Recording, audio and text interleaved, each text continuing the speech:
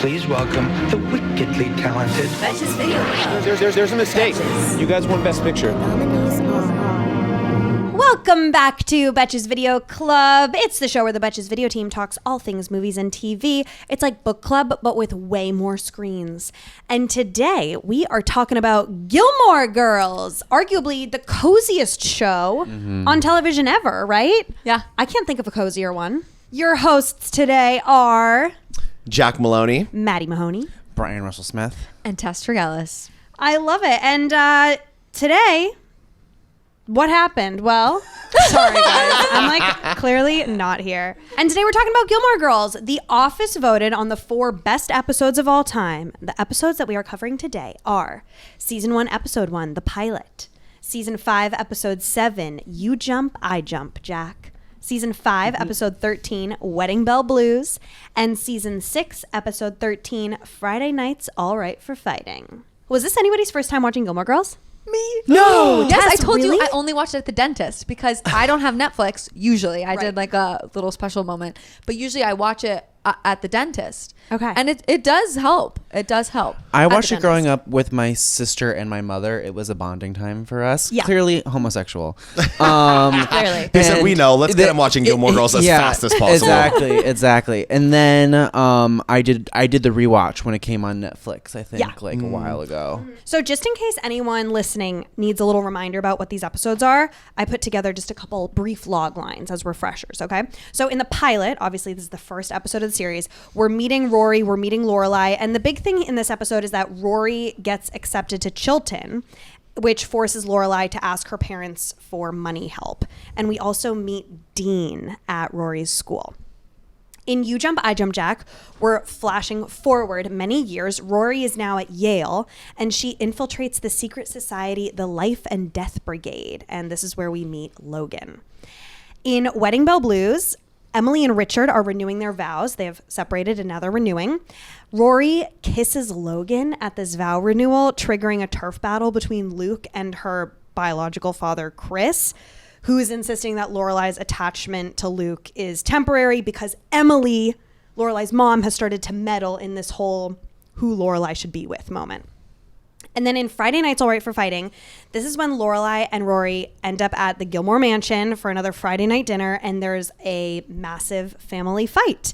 And then the B plot in this one is that Luke is getting to know his long-lost daughter, I guess, April. When you say this, like out of context, I know. it sounds absurd. I know. But watching it, I was like, okay. No, Yeah. He didn't know about a kid for 12 years. Sure. Love it. Totally, Tess. Like when I was refamiliarizing myself with the show, I just read the whole Wikipedia page, and the summaries of these seasons are the soapiest thing I've ever read.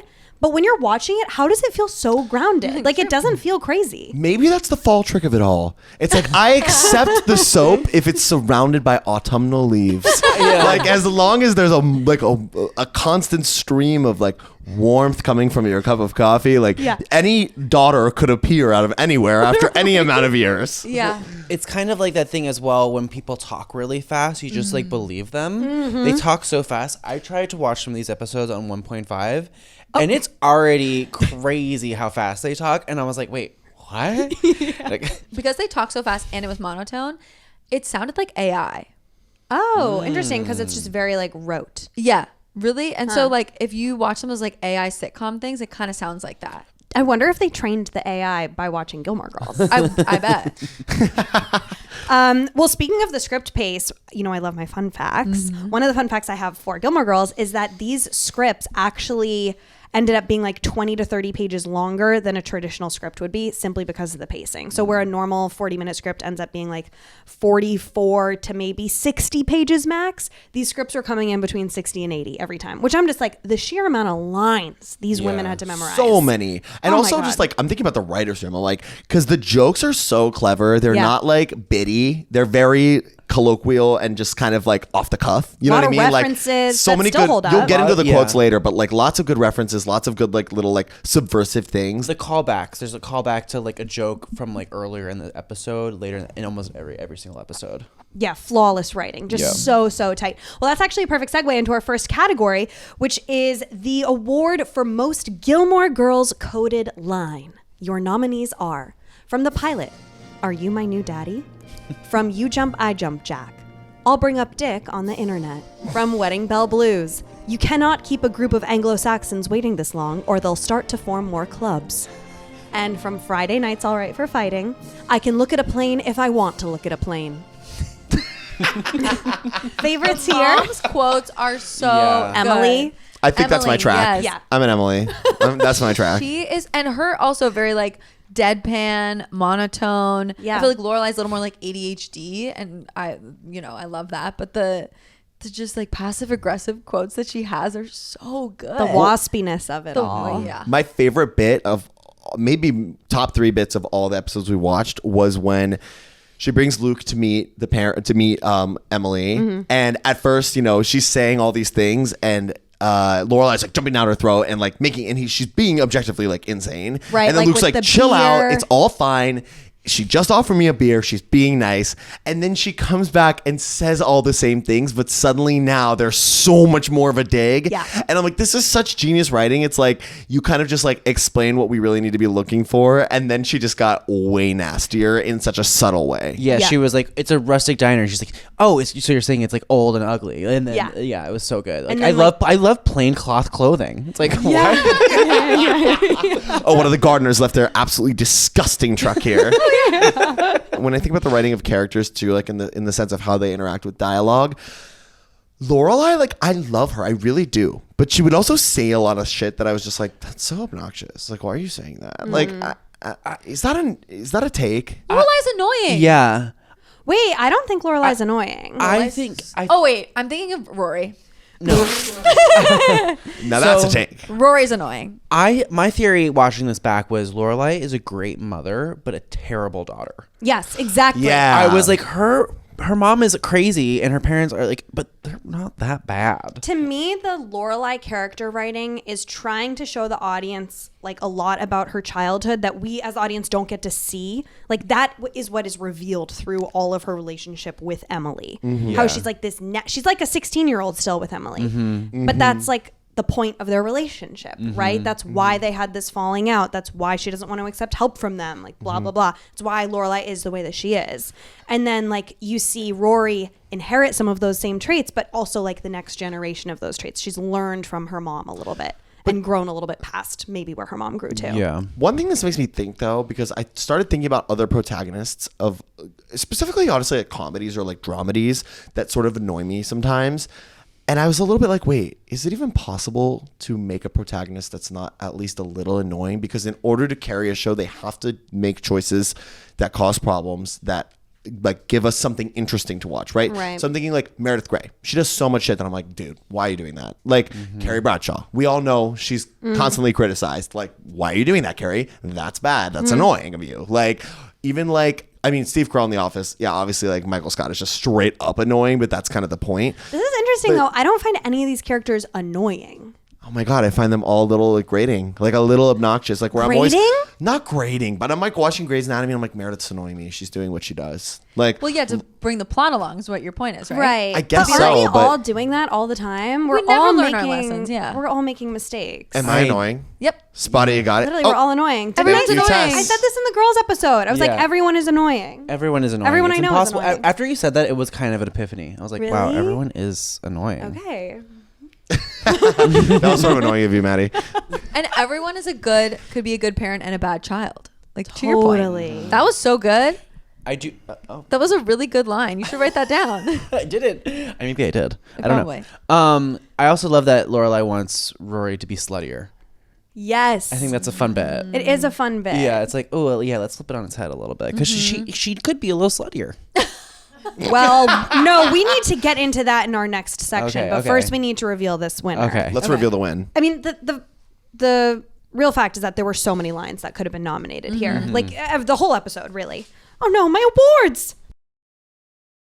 And the Betchy for most Gilmore Girls coded line goes to Are You My Daddy, Rory, in the pilot. Yeah, that's so good. It's also one of the first lines in Yeah. the pilot. Are you It my says daddy? a lot about the characters too, and it says a lot about Yeah. their relationship right up top, where she's like, it's so obviously sarcastic, but she does it in this like really innocent way, where there's like, we're obviously a mother-daughter duo. You don't really look like mother-daughter. Like we're kind of like, we're we're both really hot. cute. Giving We're a hot. really strong like best friend angle between the women, which sets them up to have all of these like rifts in that dynamic, which I think is so smart of the writers. All right, speaking of Rory being a slut, that brings us to our next category, which is Throbbiest Heartthrob.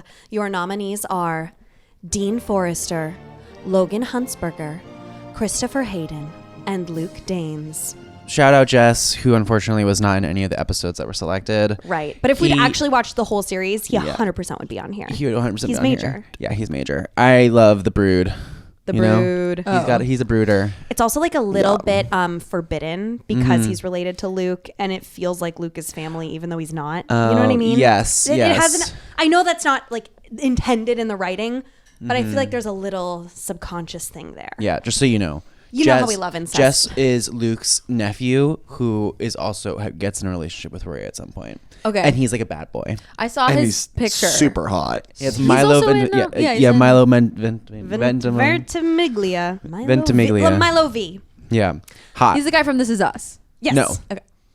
Yes. Yes. I was thinking The Last of Us. Oh, yeah. No. No, not in The Last of Us. Sorry. To me, this is really a competition between the two generations. Like, it's really Christopher versus Luke and Logan versus Dean. Okay. Okay. That's easy peasy for me. I don't know about you. It's easy peasy for me, too. Yeah. It's Easy Logan and peasy Luke. for me as well. Yeah, it's Logan and Luke. Yeah. Wait, yeah, Logan? Agreed. The blonde? Yeah. Yes. After Gilmore Girls aired, it went on Netflix. It was this huge success. And then they taped 4 more episodes of them as adults. It's like in the future. Not in the future, but it's like, they're grown up now.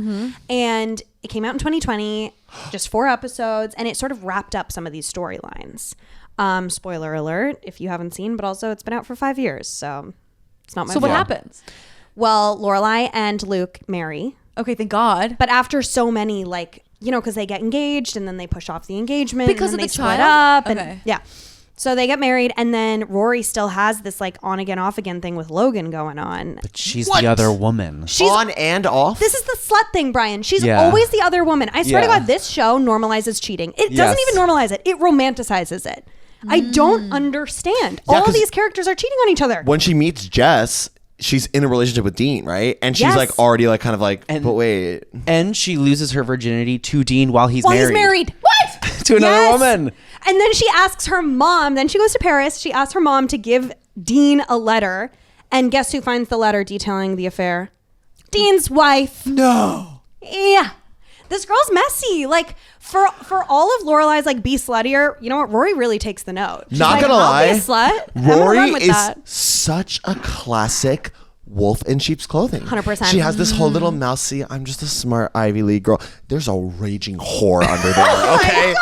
There's an absolute slut working the corner, all I right? blame The the corner might be in uniforms. New Haven, Connecticut. Yeah. It might be lined with coffee shops, I blame- but she is there and she's in boots. She's turning tricks. All right? I blame the kilts. The Catholic schoolgirl kilts. Are they kilts? That kilts. They're kilts, I kinda. think they're skirts. That looks like a kilt. Okay. But, it's a uniform. Aren't kilts for men? They're skirts that you have to wear, and it brings out the slut and Sloop. everybody. Yeah. Well, but also it was so strange in the Wedding Bell episode when she's just making out with Logan in a closet and in a room. Why did everyone get so upset about Literally. that? Well, but Lorelai's not upset, actually. Lorelai's go Yeah, off, girl. yeah, which I loved. I was like, this is so pro this, and the two pretending to be dads are fighting about it, of course. But That Lorelai's just, can you guys stop being this, and can I just handle this? Yeah. Hi Logan, nice to meet you. This is awkward, but let's move on. I actually don't think the guys were as upset about it as they were leading on to be. I think they were more trying to show off in front of the other guy, being this is my daughter, I'm gonna protect her. Yeah, yeah. I don't actually think it was about Rory making out with him, even though they're purporting it to be that. Chris is awful. Chris is the woke. He is horrible. He didn't even he's where's that daughter of ours? It's you didn't seek out your daughter immediately upon Disgusting. arriving to this wedding. Disgusting. and then he says that and still doesn't seek her out. I know. I when he said that, I was like, and so now this is the scene where you go reunite with her. Right. Nope. Nope. Now's the scene where he goes and drinks himself into the ground because he's jealous of Lorelai and so Luke. hung up on Lorelai. And later on in the series, Lorelai actually cheats on Luke with him in a moment of weakness. Bruh. And it's no, but it makes you do that. You're so pissed at Lorelai because you're this guy sucks. He is Yeah. purely taking advantage of you. He's like always waiting around for her moment of weakness. You know what I mean? I think number one for me, Logan. Same. I I'm love such that a Logan boy. proponent. That's my type 2 a T. Type 2 a T? Blonde boy, inheritance. Inheritance. Blonde inheritance. When you watch the whole show, like he is really there for Rory. He gets her a he's- job and like He's very into her. he's very into her. But then This is like the scene where he's like, listen, I'm not the boyfriend material. I She's know. like, I don't even want that anyway. Take off my blazer. Of course she doesn't And then want he's that. like, you look like a man, but I'm kind of into it. Like, I know. I was just kind of like, I don't like you. Me and Brian perked up. Oh my god. it's like, so you would. And the Betchy for Throbbiest Heartthrob goes to Logan. Yay. Logan. Yay! Logan. Christopher, die. No, Wait, Luke. but Dean is cute. No? You need to watch season 2 to understand why Dean is not it. Okay. That's the thing. Through these episodes, yeah, Dean's amazing. I mean, that pilot episode when she Oh, meets Dean, dream. When he leans on the portico of Yes. the old little schoolhouse type high school. Yeah. Like, I mean, that is the stuff that daydreams were made Also, of in the high day school. she's Totally. leaving school, he's like, wait, who are you? It's No, like, I come know. on. It was like a book, or like, what are you reading? And it's like, oh, that's a good Moby book. Dick, because he's been stalking her. Yeah. First red flag, little weird. yeah. He said, I've been watching you. I got- said, run away. You got good taste. Me It's being ugh. like, okay, thank See, you. things hot guys can do that not hot guys cannot do. I've been watching you. Tell me more. Yeah. Like, versus, I've been watching you. Outline of my body as I run away. All right, your next category is Best Fall Outfit. The nominees are from the pilot, Lorelai's floor-length cozy sweater. From You Jump, I Jump, Jack, Rory's blue dress. From Wedding Bell Blues, Rory's best man outfit. And from Friday Night's All Right for Fighting, Lorelai's dressed crazy outfit. I enjoyed that Rory wore a suit to the wedding. Uh-huh. It was crazy, the outfit that Lorelai was wearing as a bridesmaid's dress. A lot of chatter online about this outfit, Brian. I'm glad you brought that Wait, up. really? I was just like, there is no way Emily Gilmore picked out that dress for Exactly. her. It Oh. is like a pink glittery top Yep. that like you would see Taylor Swift maybe wear at the Eras tour, as like, and then take it off, and then it'd be like the 1989 era. Yep. And if that paints a picture for anyone. Paints picture. And I was just like, it's too sparkly. What is this? And it doesn't totally go with what she's wearing underneath, no, too. it is so bizarre. Also, wouldn't you think Emily would put Lorelai in a floor-length, sort of more Yes. traditional bridesmaid dress? This is giving like Lorelai picked this out from her closet. She already had it, Yeah. and she sort of threw it together. She's like, oh, my mom's making me wear like this, like, I mean, not terribly, but terribly 2000 of the time. It's very 2004. Yeah, it's very of the time, that outfit. Yeah. You would not. Speaking of, this isn't an outfit, but in one of the Yale scenes, Rory is carrying around this notebook that has polka dots on it, and it's like brown and light purple polka dots. And I swear to God, that brought me right back to 6th grade. I was like, I had that notebook I've set. seen that notebook. The Paisleys. Yeah. Anyways, this show has so many good clothes. It's funny. I'm like, where'd they get all these? Yeah. It doesn't feel What- totally true to them. Yeah. You know what I mean? I did love the blue dress, though. She kind of looks like a princess. And that, I well, liked she it. looks like Cinderella. Yeah, she does. And he's so Prince And the Charming fact that coded. he like whipped that out of nowhere, Out it of is nowhere. magical. It Even her is. size, which is good. Creepy. Creepy, but Another He said he had a good eyes for thing. sizes. That was a good justification. Thank Yeah. you, Amy. Yeah. But ultimately for me, it's Lorelai's floor-length sweater. I had that. I was like always rocking that. I just felt so cool in it. Yeah. Well, what about the thin scarf, multicolored scarf? Well, I mean, the scarf and the hat. It's like Lorelai's always in these crazy hats. The girls are Gilmore Girls in hats. Like that should be the name of the show. Yeah. They're always wearing weird hats. Good for them. Shout They're out- quirky. But They're shout out quirky to girlies. Suki's pink chef garb. Yeah. We need to talk about. Hi, Melissa McCarthy. Hi. Hi. So glad to see you here. You know, Love she almost, seeing her there. She was not the original Suki. I know you. Who was it? Well, let me find her name. Me. I know. Wait, who? It was the woman with the Alex Lady. Borstein, Lady, yeah. Alex aka Borstein. Lois Griffin from Family Guy, my right. fave, and also a lot of things. what's Miss Maisel, she's in that. No, from Lizzie McGuire. Oh, Miss she's the teacher. Ungermeyer. Miss Ungermeyer. She has a crazy resume. She's in everything low key. Yeah, she is. Except for being Suki. Yeah. Sorry, Alex. And did you notice the Zooey Deschanel-ification of Alexis Bledel in the 4th episode we watched? The bangs. The bangs. The bangs. I was like, whoa. Yes, girl. Yeah, the whole Rory character. You always knew you were in a late season 2000 show when they got bangs. I always knew. Like it's just like happened. They always did it. Blair Waldorf did it. Like they all did it. Yeah. The bangs, they occurred. Yeah, Jenny. Character trajectory for Rory is not my favorite. No. That's why I think that's why I was like, I don't find Lorelai annoying. I love Lorelai. Because like Rory annoys me more, and the way her character goes, I'm just like, yeah, it's really giving like manic pixie dream girl vibes by the end. It just doesn't feel relatable at all to like who she originally was. But obviously, characters change like people do. All right, let's give away this award. And the Betchy for best outfit goes to Lorelai's floor-length button-up sweater from the pilot. Yay! That's Yay. All right, and that brings us to the final category, which is the best Gilmore Girls episode of all time. The nominees are The Pilot, You Jump, I Jump, Jack, Wedding Bell Blues, and Friday Night's All Right for Fighting. If you could pick one of these episodes to convert a non-viewer into a viewer, which one would you pick? I feel like the pilot really does it. It's such a good pilot. Yeah, I was gonna say it's like hard to jump. I mean, you can jump in, like, Yeah. but it's such a good pilot. Like, it is a pilot that makes you want to keep watching. You know, like some shows pilots are not that good. This one is very good. Yeah. I also think like Wedding Bell Blues is such a good episode, but it's such a good episode because, well, first of all, it's the 100th episode, which is a huge deal for like any show to get to that many episodes, but it also it's better because of everything that's come before it. Like you do have to know the show to really appreciate that episode. Maybe that's why I didn't love it that much, because I didn't know any of the context. I was like, who's this guy?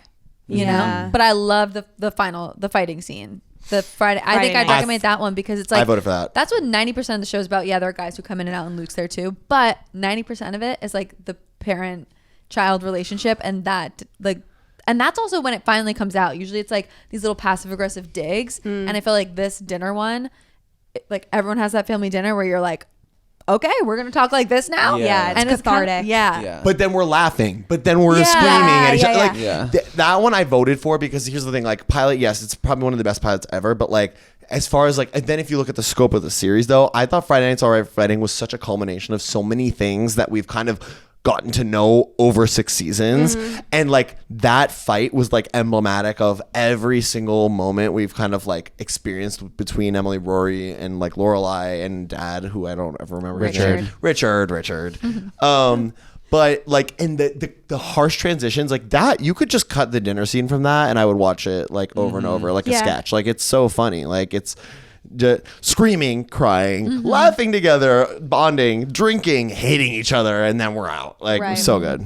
I like that episode too because the first part is all the newspaper frenzy, and I love that whole cast of newspaper people. That office is so fun to spend time in. And that really kicks off like Rory's career as the editor of the Yale Daily News, and then she like really is like career oriented after that. The rest of the series. I think there's also such a great ensemble group. I mean, with the town, there's all these like kooky characters. A lot of those actors are like in a bunch of other things. There was a guy from Community who was in. Yeah. I was like, what? You're in this? So I feel like it was a great catalyst for a lot of actors to be in that as like a side character. Yeah. And like the ending scene where they're all staring at April, Luke's new like daughter, not new daughter, but newly discovered daughter.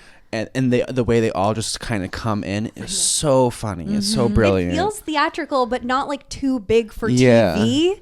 It's just like that perfect stage picture, you know? I love Miss Patty. Love Miss Patty. Live for Miss Patty. Yeah. Also, Stars Hollow is just like at that point so camp, like in some ways, you know what I mean? Like it's just like allowed to be this sort of like heightened place. Yeah, it's almost like a fairy tale town. It's a little bit of a fairy tale town. I think that's why it's so fall coded. They should make that like a theme park. Well, they do have a fan experience every single year in Connecticut.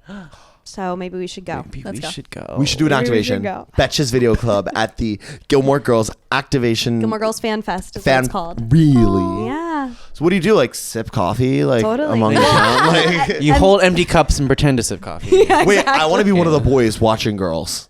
All right, let's give this award away. And the Betchy for the best episode of Gilmore Girls of all time goes to It's a tie. Oh my gosh. Yay.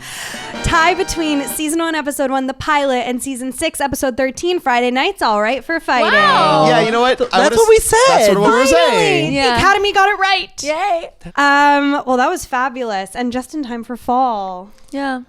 I think we should all just go get like oversized mugs and sort of just swim in each other's energy. So the actor who plays Luke has his own coffee line. So we should get a bag and do a taste test. Wouldn't that be fun? That'd be so fun. That's really fun. We'll have that over on the YouTube for y'all.